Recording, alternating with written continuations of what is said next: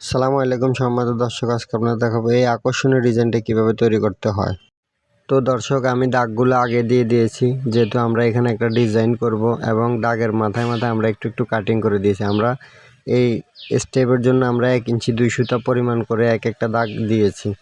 এখন দাগের এই মাথায় আর ওই মাথায় আমরা ধরবো, ধরার পর মেশিনে এভাবে দেওয়ার পর আমাদের এখানে মেশিনের যে হ্যামটা আছে ঠিক 1 হ্যাম পরিমাণ করে আমরা একটা সেলাই বসিয়ে দেব। এই সেলাইটা হয়ে গেলে আমরা সুতাগুলো কাটিং করব, করার পর আমরা ঠিক উল্টা পাশে চলে যাব। যাওয়ার পরে ঠিক এই নিয়মে আমরা 1 ইঞ্চি 2 সুতা পরিমাণ আমরা আরও একটা দাগ দিয়ে দেব, যেহেতু আমাদের এই স্টেপটা কোনো রকমেই বড় ছোট না হয়। যদি স্টেপটা আমাদের বড় ছোট হয় তাহলে আমাদের প্রিন্টেকটা খুব একটা সুন্দর হবে না, যার কারণে আপনাদেরকে বোঝানোর জন্য আমি ঠিক এভাবে দাগটা দিয়ে এবং সেলাইটাও ঠিক এভাবে দিচ্ছি। তারপর কাপড়টাকে এভাবে হালকা উপরের দিকে উঠাবেন, উঠানোর পর আবার একটা মাপ দিবেন, যেহেতু আমাদের মাপটা অ্যাকুরেট আছে। তারপরেও আপনারা যেহেতু সহজেই বুঝেন, এই কারণে আমরা এইভাবে সেলাইগুলা দেওয়া, ঠিক আছে। তো আমরা ঠিক এই নিয়ম করে আমরা পুরোটার ভিতরে মাপ দিয়ে দিয়ে সেলাইটা দিয়ে দিব। যারা এই কাজে একদমই নতুন আছেন তারা যদি এই ভিডিওটা দেখেন তাহলে ডিজাইনটা আপনাদের জন্য খুবই সহজে হয়ে যাবে, ঠিক আছে।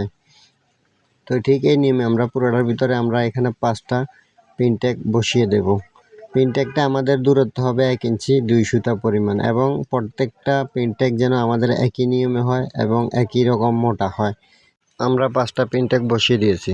5টা প্রিন্টেক আমরা নিচের দিকে দিয়ে আমরা আয়রন দিয়ে বসিয়ে দেব ভালোভাবে, এইভাবে নিচে 3.5 ইঞ্চি চওড়া একটা কাপড় নেব। নেওয়ার পর এটাকে মাঝখান দিয়ে ভাঁজ দিয়ে দেবো, তাহলে এটা হয়ে যাবে আমাদের 2 ইঞ্চি থেকে 2 সুতা কম, ঠিক আছে, অথবা 2 ইঞ্চি দিলেও হয়ে যাবে। তারপর আমরা কুচিটাকে ভালোভাবে আয়রন করে নেব। নেওয়ার পর আমরা এভাবে মেশিনে দিয়ে আমরা কুচিগুলা বসিয়ে দেব, এবং কুচিগুলা সেলাই মারার সময় আমাদেরকে অবশ্যই লক্ষ্য রাখতে হবে আমাদের প্রত্যেকটা কুচি যেন একই নিয়মে একই রকম মোটা হয়, এবং কাপড়টা আমরা যখন কুচির ভিতরে দেব একই রকম মোটা দিতে হবে, না হলে আমাদের কুচিগুলা সুন্দর আসবে না। কুচি এবং প্রিন্টেকের কারণে আমাদের ডিজাইনটা আকর্ষণীয় করে তুলবে।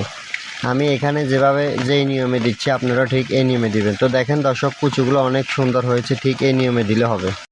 আমাদের প্রিন্টেক মারা পাট্টাটা নেওয়ার পর আমরা কুচিটা উল্টাপাল্টা দেখে নেব। আমরা যে পাশে কুচিটা সেলাই মেরেছি ঠিক ওই পাশটা আমরা আমাদের শো পাটে দেবো। দেওয়ার পর আমরা আগে কুচির উপরে যে সেলাইটা দিয়েছি ঠিক ওই পরিমাণ সেলাই দিয়ে আমরা এভাবে আটকিয়ে নেব এটাকে।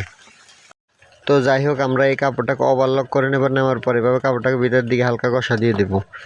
ঘষা দেওয়ার পর আমাদের এখানে যে কাপড়টা আমরা উপরের দিকে দিয়েছি ঠিক ওই পরিমাণে আমরা 1 হেম সেলাই একটা এভাবে দিয়ে দেব, তাহলে আমাদের ভিতরে কাপড়টা ভালোভাবে আটকানো হয়ে যাবে।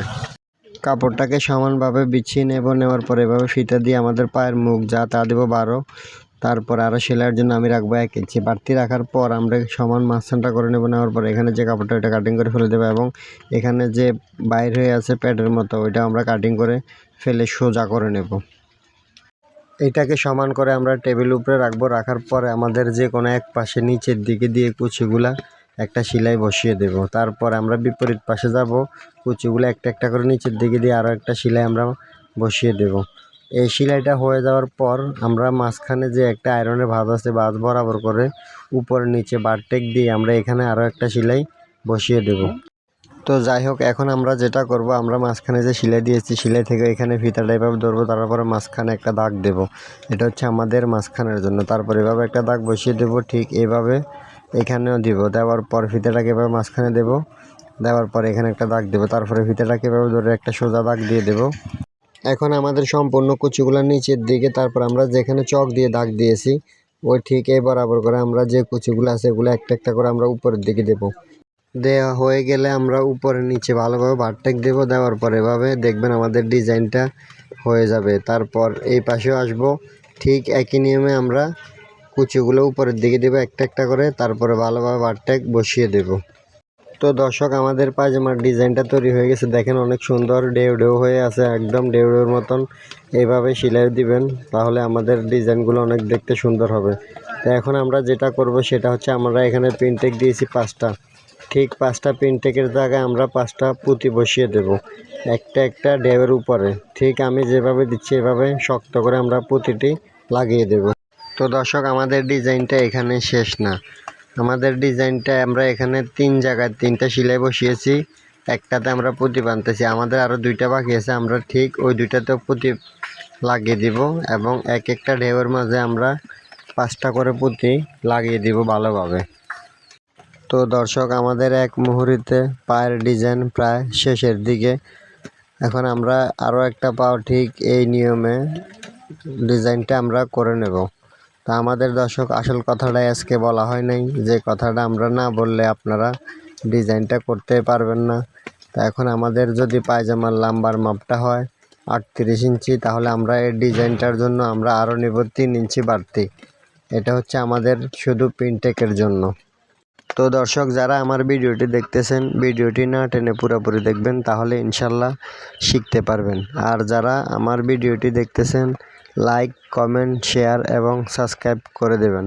এবং যদি ফেস থেকে দেখেন, তাহলে আমাদের ফেসটা ফলো দিয়ে রাখবেন। তো দর্শক, ভিডিওটি কেমন লেগেছে কমেন্ট করে জানাবেন। এই যে এত সুন্দর একটা ডিজাইন আপনাদের জন্য তৈরি করলাম, যদি ভালো লেগে থাকে সবাই কমেন্ট করে আমাকে জানাবেন। আজকের মতো এই পর্যন্ত, আল্লাহ হাফেজ।